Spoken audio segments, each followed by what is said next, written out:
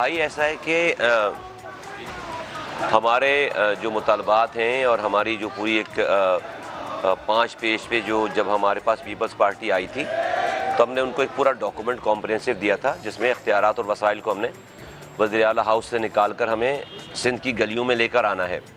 उसमें जो सबसे बड़ा सबसे अहम इशू है वो 18वीं तरमीम के बाद जो पैसा आ रहा है 12 सालों से सूबाई सिंध की हुकूमत को, सिंध हुकूमत को, उस पैसे का ट्रिकल डाउन इफेक्ट नहीं हो रहा है। 1000 अरब रुपए ऑलमोस्ट 56% डिविजिबल पूल है, सूबों को बढ़ जाता है, उसका 20% सिंध को आ रहा है।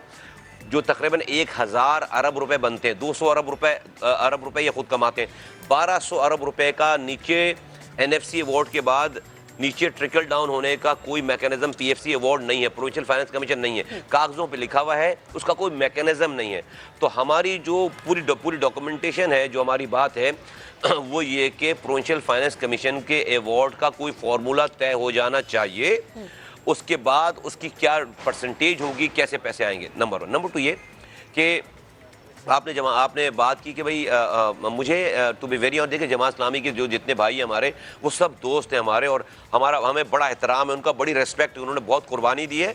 और आपको पता है कि मैं अनकंडीशनल उनके पास चला गया, मेरी टीम चली गई, मैं खुद चला गया वहाँ पे, और मैंने जाके हाफिज़ नईमुर रहमान साहब से कहा कि अगर आप आएंगे, जब हमें आवाज़ लगाएंगे तो आपके झंडे के नीचे हम यहाँ पर बैठने के लिए तैयार हैं।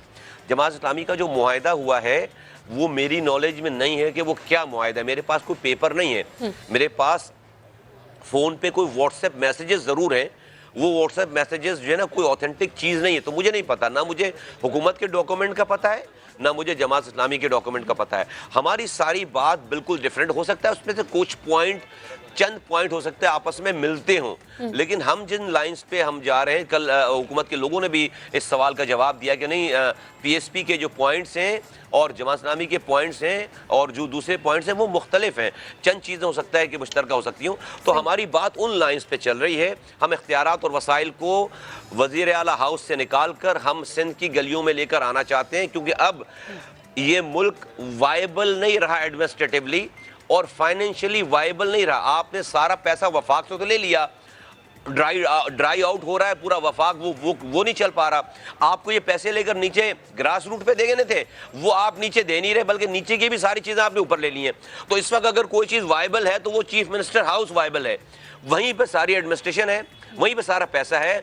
इस तरह से मुल्क नहीं चल रहा और जो हशर है मुल्क का आपके सामने है।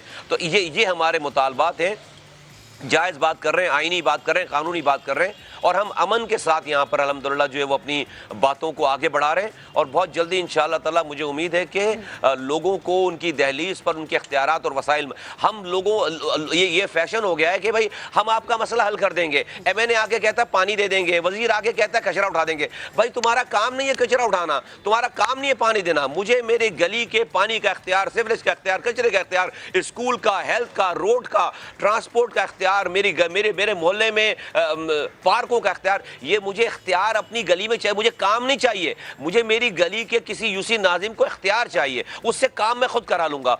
आज अगर कोई करप्शन करे और ये सारे काम नहीं चल रहे तो मैं वजीर आला को तो नहीं पकड़ सकता, मैं वजीरों को तो नहीं पकड़ सकता, लेकिन यही इख्तियार वसाइल मेरे गली के किसी UC नाजिम के पास हो, मैं उसको गिरबान से पकड़ सकता हूँ। नैब को बुलाने की मुझे ज़रूरत नहीं पड़ेगी और इससे मुल्क जो है वो इंशाअल्लाह ताला उठेगा। दुनिया जो हमसे 300-300 साल आगे है, वो उसने ये काम पहले कर लिया, अपने लोगों को इख्तियारात और वसाइल दे दिए, और जब जाकर दुनिया ने तरक्की की है। पाकिस्तान भी उस वक्त तक तरक्की नहीं कर सकता जब तक हम अपने इख्तियारात और वसाइल हम ग्रास रूट लेवल पर नहीं लेकर जाएंगे। सही। अच्छा सर, जिस तरह से आप बता रहे हैं कि जो जमात इस्लामी के पॉइंटर्स हैं और आपके कुछ पॉइंटर्स हैं, तो आपके कुछ पॉइंटर्स उनसे अलग हैं, इसलिए डेफिनेटली आप यहाँ पर मौजूद हैं और आपकी जानिब से ये पुरअमन जो है वो एहतजाज किया जा रहा है। तो क्या देख रहे हैं, मुज़ाकरात के कितने जो है वो इम्कानात हैं, किस हद तक बात आगे बढ़ सकती है, किस हद तक ये मामलात आपके तय हो जाएंगे? देखिए हमने तो जब ये तकरीबन आज से 28 दिन पहले ये डेट अनाउंस की थी और हमने कहा तैयारी करो, हम उससे पहले 5 मुजाहरे डिस्ट्रिक्ट वाइज कर चुके, औरंगी डिस्ट्रिक्ट में कर चुके, कोरंगी में कर चुके थे, हम डिस्ट्रिक्ट सेंट्रल में कर चुके थे, डिस्ट्रिक्ट ईस्ट में 2 मुजाहरे कर चुके थे, लेकिन पीपल्स पार्टी ने हमारी कोई बात सुनी नहीं थी। तो हमने कहा था भाई अब बहुत हो गया, अब हम जो है वो एक आखिरी मार्का करेंगे और हम सीएम हाउस जाएंगे। तो यहाँ पर फव्वारा चौक पर लोग जमा हो और वहां से हम सीएम हाउस जाएंगे, ये हमारी बात थी इनिशियली। लेकिन आज से 7 दिन पहले 23 तारीख को, तकरीबन 8 दिन पहले, पीपल्स पार्टी का वफ्द हमारे पास आ गया और उसने हमारी बात सुन ली। और वो हमारी बात अगले दिन उन्होंने कहा जी आप अपने डॉक्यूमेंट्स दे दीजिए। हमने आगे कमेटी बना दी और हमारे मज़ाकरात, हमारी बात उन्होंने सुन ली और हमारे मज़ाकरात शुरू हो गए। इसलिए कल जब हम यहाँ पर आए हैं तो हमें जाना यहाँ से सीएम हाउस था, लेकिन चूंकि सीएम हाउस क्यों जाते, अपनी बात सुनाने के लिए, वो बात जो उन्होंने सुन ली, इसलिए हमने सीएम हाउस जाने का प्रोग्राम मुलतवी करके हम यहाँ पर इसलिए बैठे कि अब हमारी बात माने। सुन तो ली आपने बात, अब आप हमारी बात माने, हमारी जायज़ बात माने, नंबर 1। नंबर 2 ये, कल जो यहाँ पर हमारे पास मजमा था, वो मजमा दुनिया ने देखा। उस मजमे को सीएम हाउस को 2 दर्जन लोग नहीं थे जिनको आप जो है वो शेलिंग करके और कोई आप जो है वो लाठी चार्ज करके आप उसको भगा देते। हम पूरा ये सारा जहाँ पे टीमें ठहरी हुई हैं पीएसएल की, ये सारा एरिया हम कवर कर लेते और किसी को होटल से और निकलने की जगह भी नहीं मिलती, इतने लोग थे।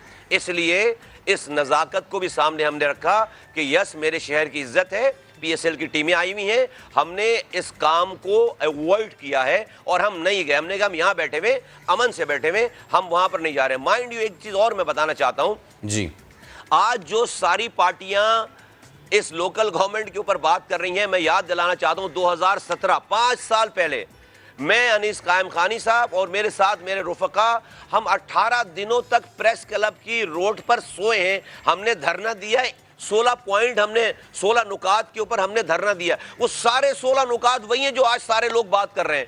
और उसके बाद हमारी बात नहीं मानी गई तो हमने एक रैली निकाली, हम सीएम हाउस जा रहे थे, जिस पर बदतरीन शेलिंग की गई, बदतरीन उसके ऊपर तशद्दुद किया गया, खवातीन पे, मर्दों पे, और मेरी पूरी लीडरशिप गिरफ्तार हुई, मुझ समेत। सही, मैं गिरफ्तार हुआ, मेरे सेंट्रल कैबिनेट के लोग गिरफ्तार हुए।